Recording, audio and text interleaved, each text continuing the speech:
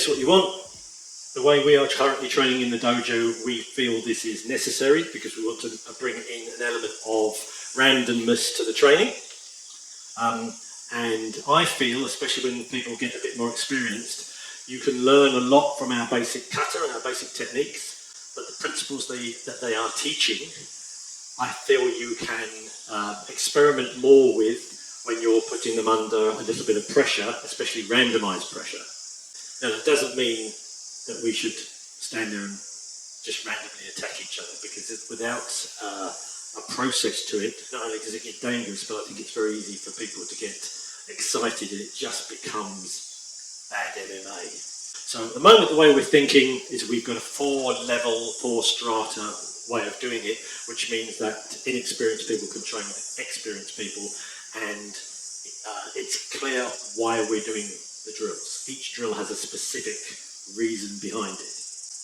I'd be very, very interested to hear from you guys, but also in the comments, if you guys are experimenting with something similar, if you disagree with it, if you agree with it, if you've got any better ideas, you know, we want to try and develop this. So the first one we do, like the entry level to this, is training the concept of Aiki, and this is how I see it. So obviously it's a broad concept.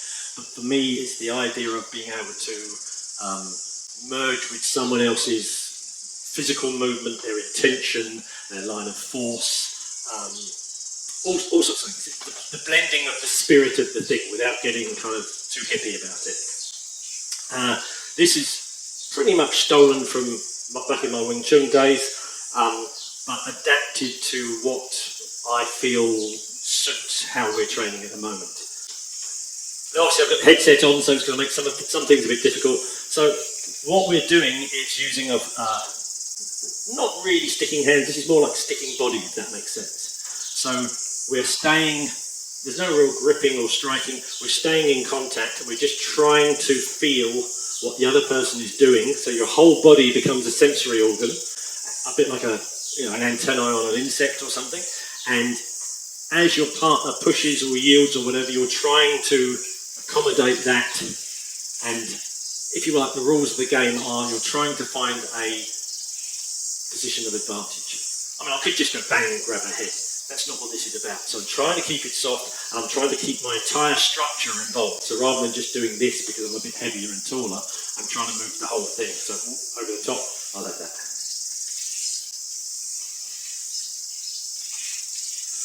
So Joe's gone inside now. I'm going to have to try and do something about that. Nice position advantage. So it's not directly a competition, but it's giving you a chance at a low level to feel what your partner is doing. That one.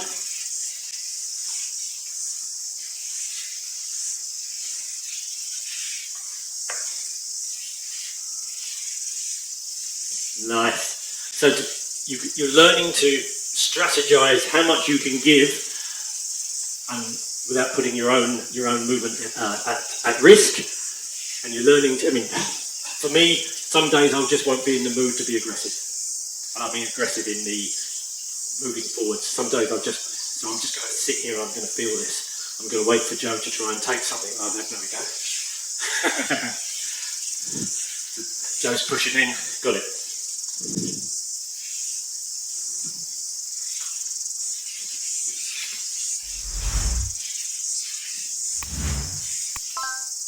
So very, very simple, but there's a myriad, there's many outcomes to this, and you can take it as hard or as soft as you want. But the idea is to make your entire body a sensory organ, so you're not in any way just trying to smash through. Smashing through, of course, is a strategy, but for what we're doing with this level, this sparring thing, it's all about the Aiki. It's all about the blending with what your partner's giving you and trying to feel what's the best strategy for doing stuff to that. So just to stop this getting too Greco-Roman wrestling on coffee, once you get to a position of advantage, so if Joe takes something, we accept that and then we reset.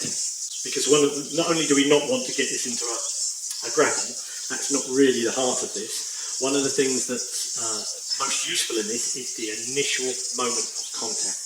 So as we touch, that inception of the whole thing, because you're going from no sensory contact to everything all at once. And obviously you can see your partner and you can read their body language and stuff, but this initial moment of touching, that gives you all of your initial information. That's what we should be working with. Our second level, if you want to call it that, so the first one was Aiki. Obviously it's teaching the blending and the harmonizing and the getting the feedback, and the sensitivity. The second one is Kazushi. So basically the idea of breaking someone's balance. You talk to 1,000 martial artists what Kazushi is and they'll give you 1,000 slightly different answers. It's a very, very hard thing to describe, but it's a very easy thing to feel. Some of the Daijuru guys will do exercises where they'll just slightly change so that they're going into their toes. That to me is the beginnings of the Kazushi. If you're not properly stacked and at your 100% capacity of structure, then the balance is starting to go. You tend to see, the common Aikido thing, you tend to see people with their balance broken like this, kind of exaggerated, and that's fine. But the reality is you can take someone slightly into their toes or slightly into the outside of their feet or into their heels or even buoyant, and that will be the balance gone. It's enough to break their structure. So to train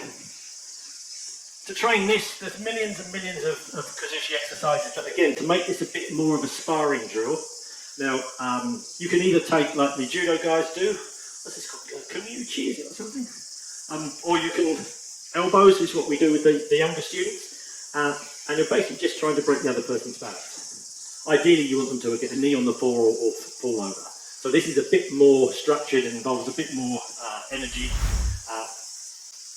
You have to be careful with this that it doesn't end up being a kicking fest.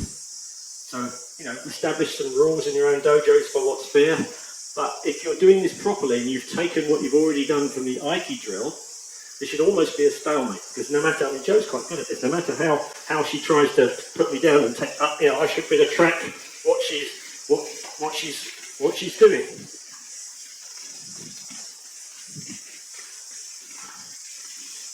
So if I just follow her,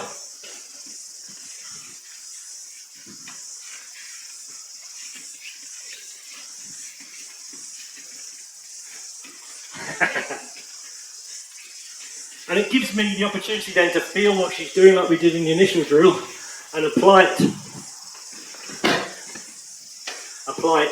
to the Kazushi.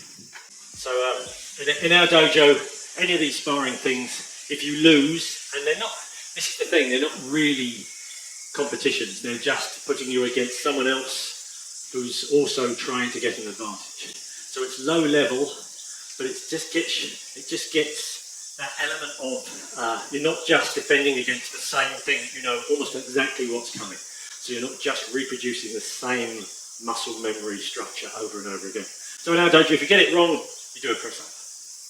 Easy. It's just so you acknowledge that you lost that round. The next one. So we've had our Aiki principle, we've got our Kazushi principle, now this is our Atemi.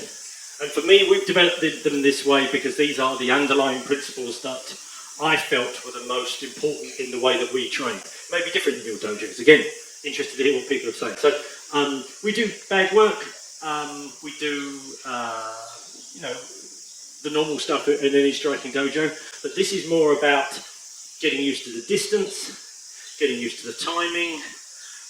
Also, this is the first level of being able to pick, and I've picked the wrong person here because she's a striker, of being able to pick people's body language and their tells. I know there's a few people on the mat today that work in security, and one of the skill sets you develop quite quickly is knowing when someone's about to go from fairly inert to suddenly kicking off. Not everybody does the monkey walk and broadcast it. Some people just do that turn away and then, everybody has tells, no matter how good you are.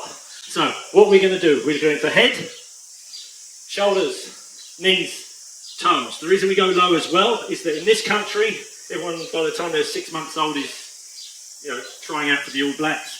You're very likely in this country for someone to go for the single leg or a rugby tackle. So unless you're used to that and moving back or doing the sprawl, it's not complete what you're doing. So fingertips, keep your hands active but soft, and I'm just looking for squashing a mosquito, nothing more. All right.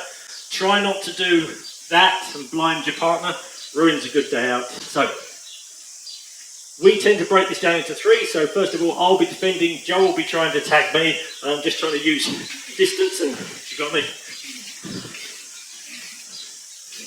Just trying to use distance. I'm trying to stay in front of the camera.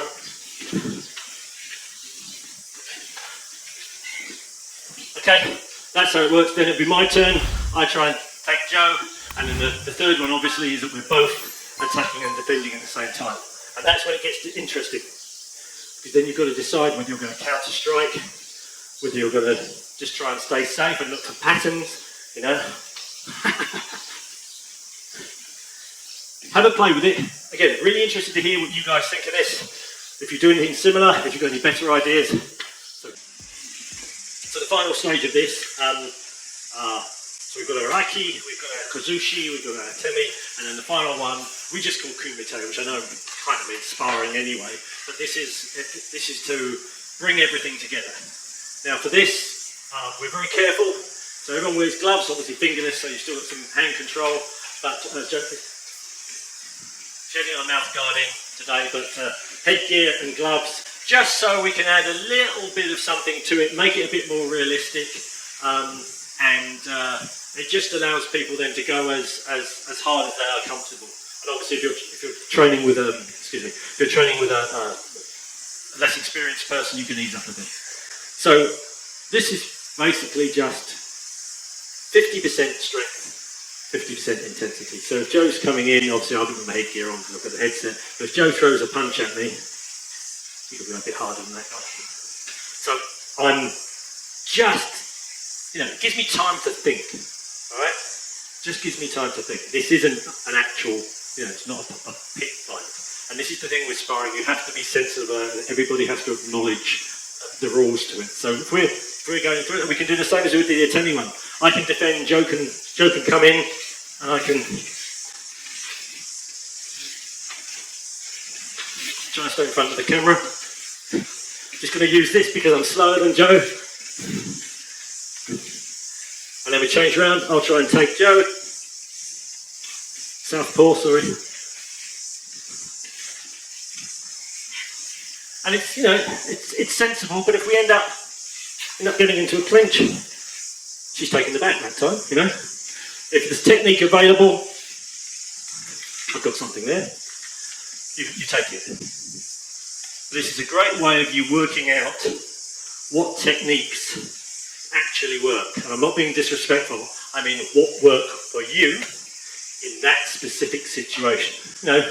Jo's a bit lighter than me, she's way better looking and faster and younger, but if I was up against one of you big lads, I wouldn't be able to just push through. So the strategy changes. It also depends on how you feel each day. You've got to acknowledge that. That's the great thing about this, it makes you realise more about yourself. So depending on